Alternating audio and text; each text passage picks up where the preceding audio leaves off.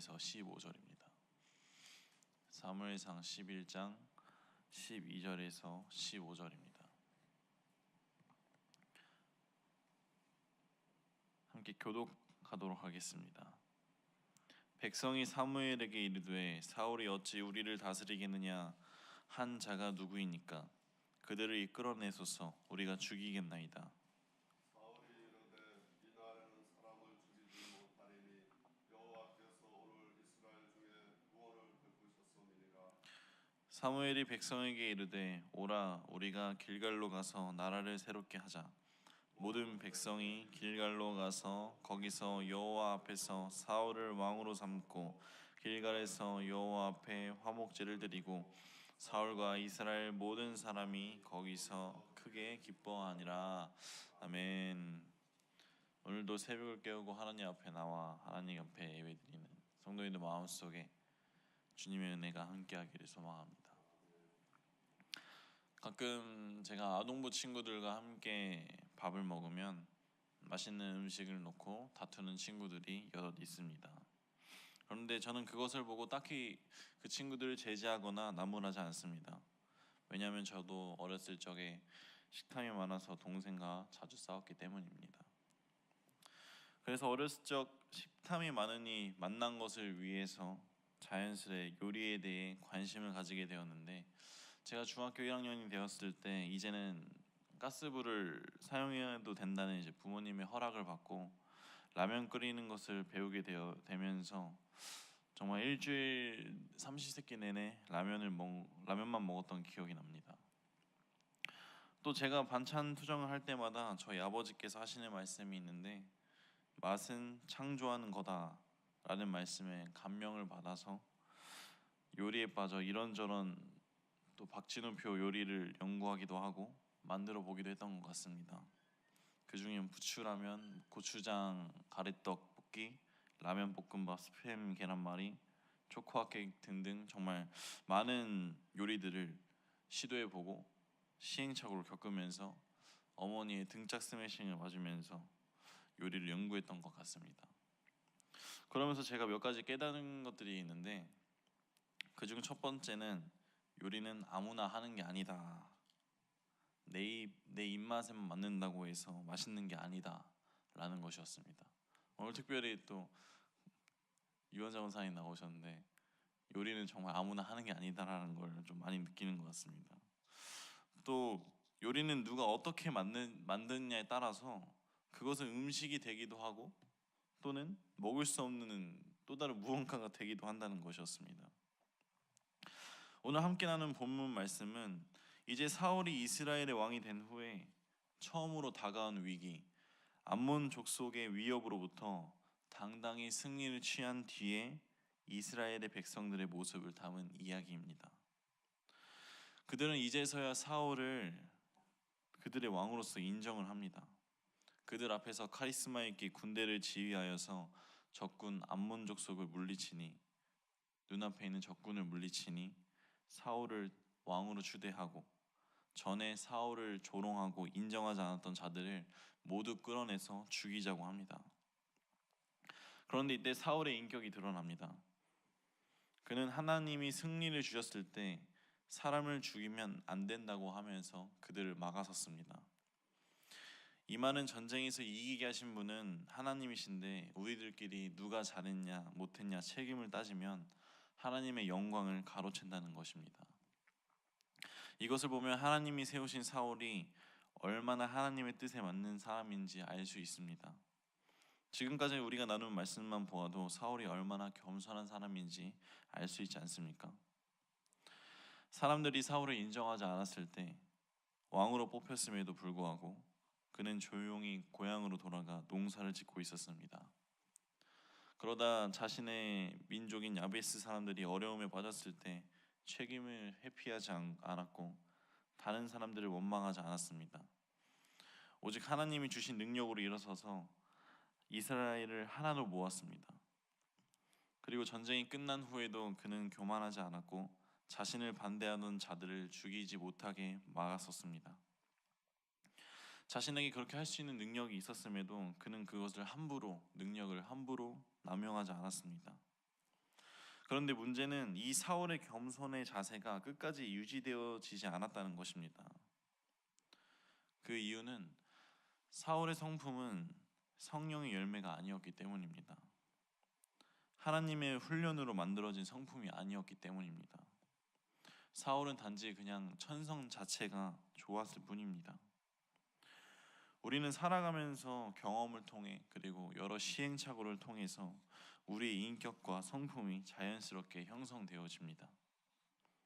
그것이 하나님이 보시기에 훌륭한 사람들도 있습니다. 그러나 아무리 훌륭한 인격과 성품을 가지고 있다고 해도 성령의 힘으로 만들어지지 않는 인격은 언젠가는 변하게 됩니다. 사람의 인격이 성령으로 만들어진 것과 천성적으로 형성되어진 것은 확연히 다릅니다. 성령의 성품은 어떠한 고난과 시험이 다가와도 흔들리지 않습니다. 왜냐하면 자신에게 고난과 시험이 다가올수록 성령으로 훈련된 자는 철저하게 자신을 내려놓고 하나님을 의지하기 때문입니다. 그러나 그와 반대인 스스로 만든 성품은, 스스로 사람에서 만들어진 성품은 고난이 다가올 때마다 더 크게 휘둘려지고 교만해지게 됩니다. 이후의 말씀을 보면 사울은 자신을 내려놓지 않습니다. 자신의 인지도가 높아짐에 따라 그리고 권력이 자신의 손에 들어옴에 따라 그는 변하기 시작합니다. 그 어느가 어떠한 재료를 가지고 어떻게 요리하느냐에 따라서 그 결과물이 달라지는 것처럼 우리의 인격과 품성 또한 마찬가지입니다. 내 입맛대로 가치관과 생각을 세우고 고난과 시험이 다가올 때마다 내 힘으로 마음을 지키기에는 우리는 너무나도 연약합니다. 하나님이 나의 마음을 만지시고 하나님이 주시는 능력으로 성령의 열매를 재료 삼아서 나의 인격과 성품이 만들어지기를 소망합니다. 하나님이 우리 안에 함께 하셔서 나의 삶을 만드시고 나를 지켜주신다면 두려울 것이 있겠습니까? 우리가 흉내낸다고 해서 정말 우리가 변하는 것이 아닙니다. 오직 하나님의 은혜로 사람 자체가 변해야 합니다. 우리의 내면 깊게 뿌리 박힌 내 자신을 뽑아내고 그 뿌리 뽑은 곳에 십자가를 그리고 보혜사 성령님을 심는 우리가 되기를 소망합니다. 우리가 사울의 첫 번째 전쟁에서 볼 수 있는 것은 성령님이 얼마나 신속하게 역사하시는 것입니다. 사울이 밭을 갈던 소를 죽여서 그 조각을 각 지파에 보냈을 때 상상할 수 없을 정도로 신속하게 군대가 정비되어졌습니다. 그리고 하나님은 사울에게 놀라운 지혜를 주셔서 첫 전쟁이었지만 능숙하게 부대를 지휘해서 이스라엘을 승리로 이끌게 하십니다. 하나님이 이렇게 사울에게 직접적으로 능력을 보이신 것에는 이유가 있습니다. 그것은 그가 앞으로도 이렇게 믿음으로 나아가면 어떠한 어려운 시련과 시험이 다가와도 승리할 수 있다는 암묵적인 메시지였던 것입니다. 다시 말해서 사울은 지금 하나님 손에 붙들려 있고 그가 교만하지만 않는다면, 죄만 짓지 않는다면 계속해서 하나님이 함께 하시고 축복을 주시겠다는 것입니다. 이 시간 잠깐 내 자신을 돌아봅니다. 나는 하나님 손에 붙들려 있습니까? 아니면 하나님이 아닌 무엇인가에 붙들려 있습니까? 우리는 하나님의 손에 붙들려 있어야 합니다. 우리가 스스로 교만해지지 않고 하나님 앞에 죄를 짓지 않는다면 하나님의 축복은 자연스럽게 우리 안으로 들어오게 될 것입니다. 하나님의 손에 붙들려 쓰임받는 저와 그리고 우리 성도님들 되기를 소망합니다. 함께 14절과 15절을 제가 봉독하겠습니다. 사무엘이 백성에게 이르되 오라 우리가 길갈로 가서 나라를 새롭게 하자. 모든 백성이 길갈로 가서 거기서 여호와 앞에서 사울을 왕으로 삼고 길갈에서 여호와 앞에 화목제를 드리고 사울과 이스라엘 모든 사람이 거기서 크게 기뻐하니라. 아멘.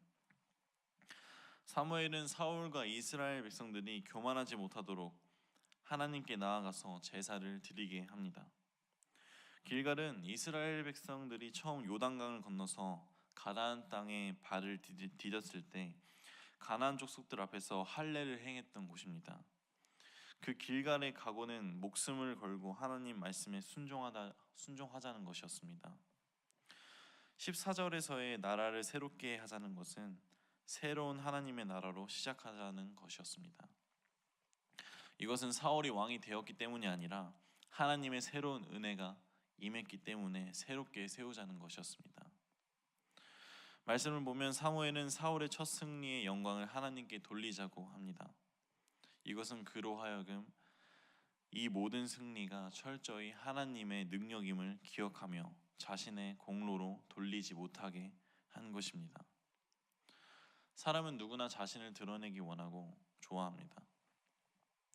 많은 이들이 그래도 나는 늘 하나님을 먼저 생각하며 살아가지 라고 생각하지만 정말 결정적인 순간에 내가 나를 주인 삼아 살았는지 하나님을 주인 삼아 살았는지가 결정적인 순간에 드러나게 됩니다. 사무엘처럼 늘 하나님을 주인 삼고 드러내는 삶을 살아가기를 소망합니다. 모든 것이 하나님의 은혜이기 때문에 우리가 살아갈 수 있음을 기억하시길 바랍니다. 이제 이 승리의 공표를 통해서 이스라엘은 사사 시대에서 왕정 시대로 넘어가게 됩니다. 그동안 혼란스러웠던 시대가 끝나고 단 한 사람의 왕이 통치하는 시대로 들어가게 되는 것입니다. 이제부터는 왕이 이스라엘의 선장이 되어서 선장이 이끌어가는 대로 이스라엘이라는 배가 나아가게 됩니다. 이 선장의 임무는 하나님의 말씀을 향하여서 배를 인도하는 것인데 이 선장이 그렇게 하나님께 이끌어가는 것이 이 선장이 사는 것이지만 결국 배에 탄 모든 이들이 사는 길입니다. 그러나 사울은 선지자 사무엘을 무시하고 자기 멋대로 배를 운전하게 됩니다. 하나님은 사울이 다 된 사람이기 때문에 완벽한 사람이기 때문에 세우신 것이 아닙니다. 그의 가능성을 보고 믿어주셔서 이스라엘 나라를 전체를 맡기게 된 것입니다. 사울이 이스라엘에서 감당해야 하는 하나님과 이스라엘의 백성의 중간 역할은 인간의 힘으로는 상당히 버거운 일입니다. 그렇게 하나님께 전적으로 의지하며 나아가야 하지만 사울은 그렇지 않습니다. 그때 사울이 그렇게 자신의 역할을 충분히 감당하지 못했을 때 이스라엘의 비극이 시작됩니다. 우리 또한 하나님을 의지하지 않았을 때 우리의 삶의 비극은 시작됩니다.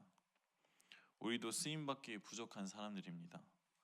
그러나 우리가 부족한 것을 인정하고 그 부족한 것을 주의 은혜로 간구하면서 끝까지 하나님 앞에 엎드려서 겸손함을 가지고 나아갔을 때 하나님은 우리의 손을 놓지 않으시고 우리의 마음에 평강을 주시고 또 우리의 삶을 승리로 이끌어 주실 것을 믿습니다.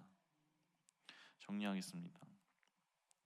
사람 됨됨이를 바꾸기는 쉽지 않습니다.